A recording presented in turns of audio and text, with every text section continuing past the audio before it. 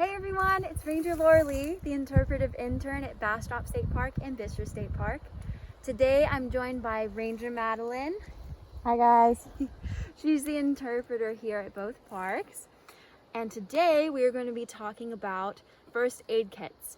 This is part of the Backpacking 101 mini-series, which I've been rolling out a number of videos throughout the past couple of weeks.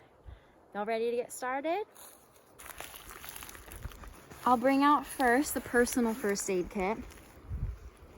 I recommend that everyone carry something about this size with the following items. First off, some sunscreen. Very important, especially in sunny areas, that you're protecting your skin because your skin regulates your temperature, and if you're not taking care of your skin and you get a really nasty sunburn, your skin won't be able to regulate the hotness or the coldness that you're experiencing, and it can lead to some illnesses on the trail, which can be really bad whenever you're in the backcountry. Triple antibiotic ointment. This is really good for if you get blisters, if you got a small abrasion, anything that you're wanting to have heal. This has been a savior for me many times. It can be used on blisters, and that's really the main thing I use it for.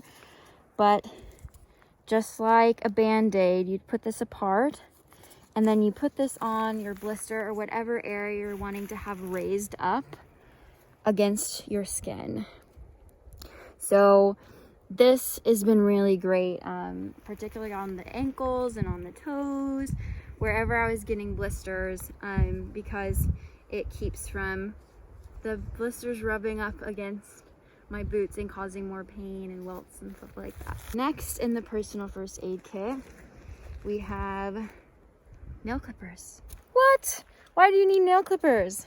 So they actually double as like little scissors. And you're not carrying a full scissors, or if you're not wanting to, a knife. You a lot of times don't really know until you get out there that you need to cut something, and these are a nice little handy tool to do that. We have some lip balm, really good for whenever you're going on the trail. A lot of times you're dehydrated and your lips aren't feeling the best. Electrolyte tablets. These are really good for if you are super dehydrated, if you're very worn out, to keep your energy level up and keep you going. There are noon tablets, which I've had in the other gear video I was keeping in the top brain of my pack, which I use just regularly on the trail. So having, noon tablets, candies, salty snacks, lots of water are all great things to keep you going outside of whatever meals you have planned for the day. And then these are a nice backup if things were to worsen. Survival wrap. No cheating here. What can this be used for? Blankets. Right? Blankets is one of them. It does a really good job at keeping whatever temperature you're exuding inside of the wrap. Rain shelter. Rain shelter, perfect. It's also great for any sort of shelter. I've known people that have made emergency shelters, including the survival wrap, some paracord, and a trekking pole. And it's also very reflective. This is really great for if you are lost and there is a rescue team out for you, being able to put this thing out and using the light to your advantage. If you are experiencing heat exhaustion, this can be really good for getting that heat away by blocking the sun and reflecting that heat away from you. Moving on to the group first aid kit, I just suggest one per group. Some gauze pads, which are great for if you are experiencing some cuts. These smaller ones right here are for smaller cuts. We have some larger gauze pads. These are if you're experiencing a lot larger cuts. Basically these act as a band-aid without the wrapping. Once you clean the area with some alcohol, you put your bandage on, and then you wrap it with some bandage tape. So this will roll out just kind of like how this Luco tape does, but it goes around whatever area you're trying to cover with your gauze pad. And that sticks to itself. We have some nice scissors here, and these could be replaced by a multi-tool knife.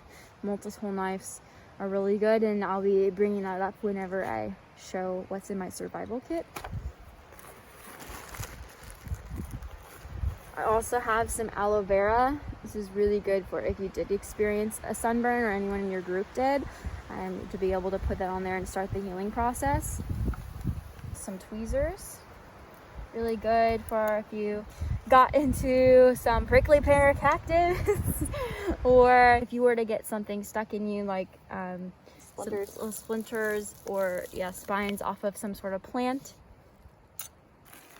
A bunch of different kinds of medications, all of which are over the counter. All of these medications are good for any kind of weather. I put them in a baggie just like this, and then I take some duct tape and a Sharpie and I write on there what the medication is. So in this instance it's the aspirin, the number of milligrams per dose, and what it can cure or mitigate, and then just some facts about how much you should take and when. And keeping in mind that for all this medicine, this is about 2 times the amount I would need for the amount of the trek. So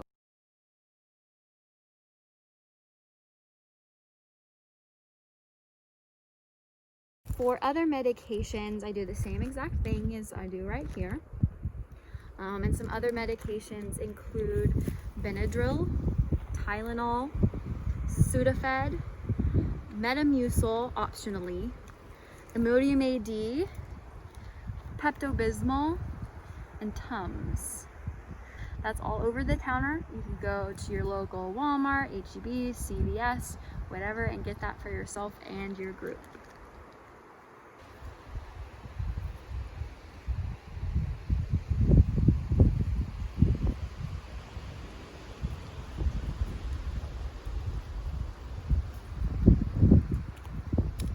In your group, a lot of times you'll have various health conditions, so making sure you ask them if they do have any illnesses or things you have to keep in mind on the trail, and that they adequately prepare with at least 2 times the dosage of their prescription that they would normally have for that amount of time. So if your group were to get stuck somewhere, if that person were to get stuck, they would be able to take care of whatever condition that is, and that wouldn't be a concern on top of everything else. And this is for your personal first aid kit, not just as a group leader planning this, but just personally too, including any prescriptions that you have and making sure that you take some responsibility for that. On every trek I've been on, there's been a group member that's gotten sick or has experienced something that has been uncomfortable for them, and having the medication was potentially life-saving in some of these situations, and you just never know when it's going to be used. So making sure that you're prepared so that you can have a great trip. So that concludes the first aid video. We talked about personal first aid kits as well as group first aid kits. We hit on a number of different things in both, and making sure to pay attention to the medications, which are very important for each. I hope y'all enjoyed it. Please include any questions or comments below, and I hope y'all have a great day. Thanks for watching.